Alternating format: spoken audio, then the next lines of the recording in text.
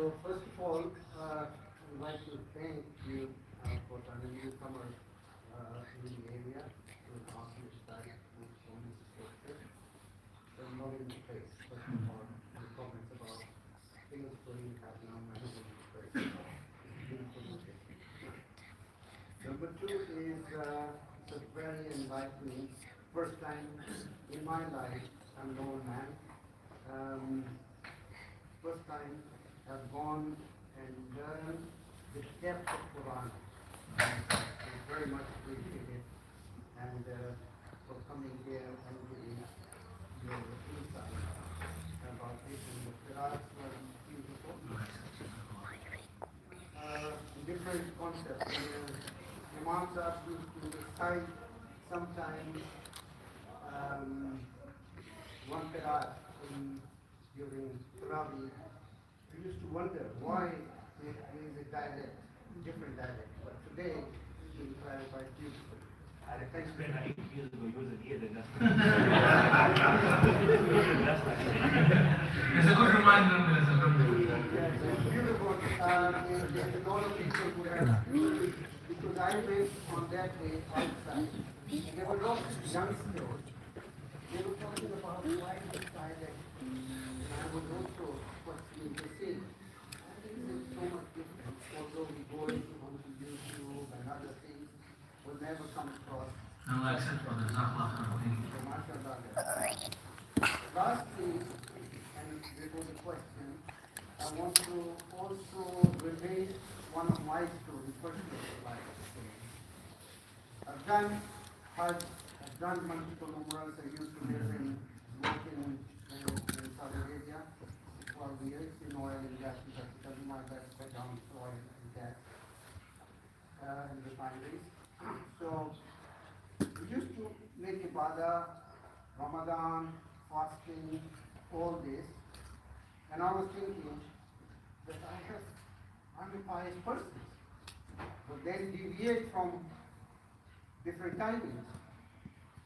A day came when I went to give condolence to one of my aunties whose husband passed away in central London.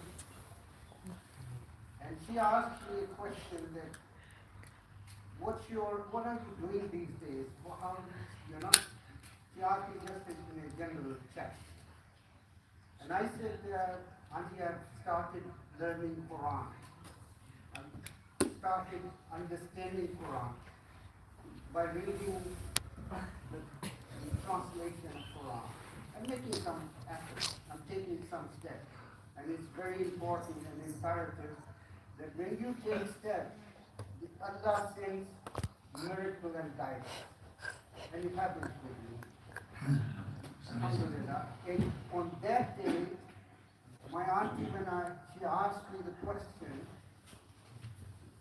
I said, and 5 minutes later, she went upstairs and brought 8 volumes of tafsir.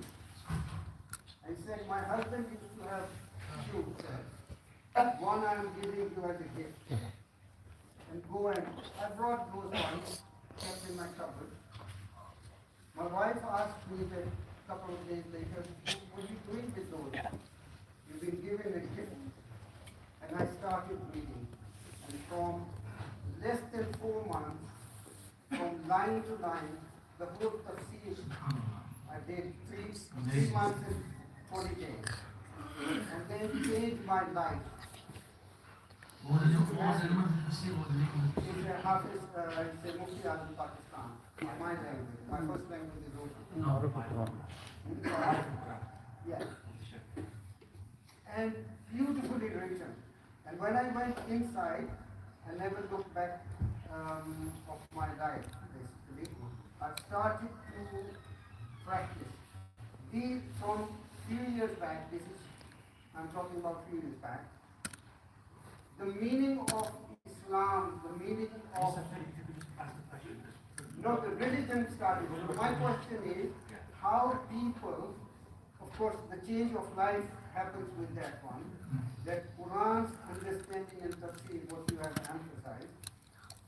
So 2 questions. How this motivation can be spread within the Ummah, right? What are the efforts which others should be doing?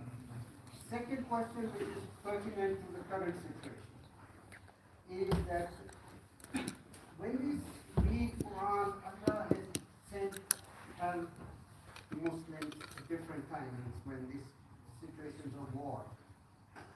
Why the help of Allah is not coming? Barakallahu feek. This is a very good question. I think the first part of the question regarding how we can share the beauty of the Quran with others, I think there's a lot of effort that's being done already, especially in the modern age, in the age of digital media. There are a lot of efforts, applications, a lot of organizations which are dedicated to conveying the beauty of the Quran to people. There is a great app called AI, Quran, Android. There are so many different apps and systems and software that can help a person. Quran Explorer, many like that, which help people to connect with the Quran better. There are, for example, organizations which are committed to inviting people to the Quran and to teach them the beauty of it. So I think this is an effort that's ongoing.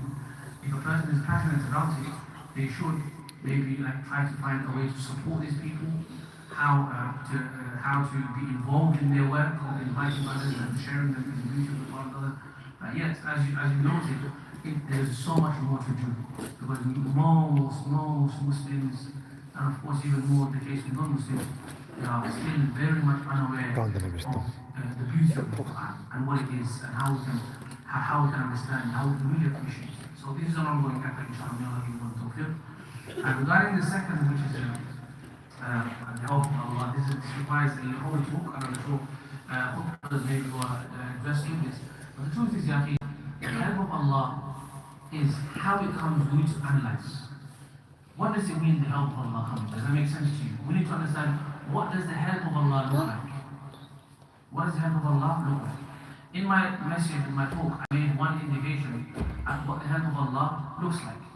That despite many people losing their lives, but at the end of the day, these are shuhada. The hadith says, عَجَبًا لِأَمْرِ الْمُؤْمِنِ إِنَّ أَمْرَهُ كُلَّهُ لَهُ خَيْرٌ.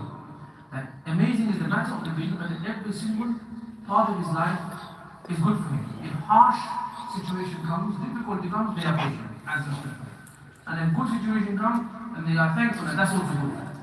So the people of Gaza, as excruciating as their pain is, at the end of the day, we need to realize that they have been chosen for this task. Because Allah chooses His most beloved people to test them. And that is evident from the fact that Allah chose the prophets to be the most severely tested. If being tested was a bad thing, then the prophets will never be tested. They are being at the brunt of the test in the sense that they are experiencing it physically. But let's not forget that this test is for the whole ummah. Sometimes you are tested by being the one afflicted, and sometimes you are being tested by being the one who is watching someone else being afflicted.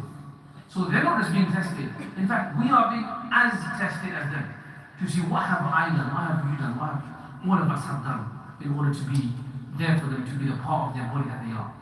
So the help of Allah, the way it comes, is in many forms.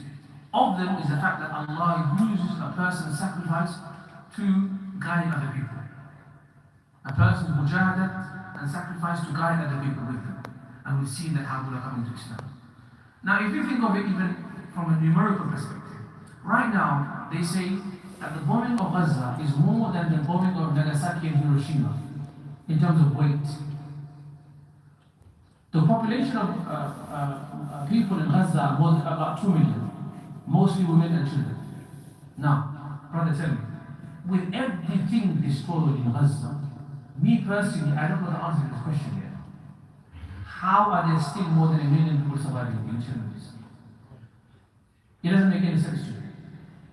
This Gaza it's like one corner of London.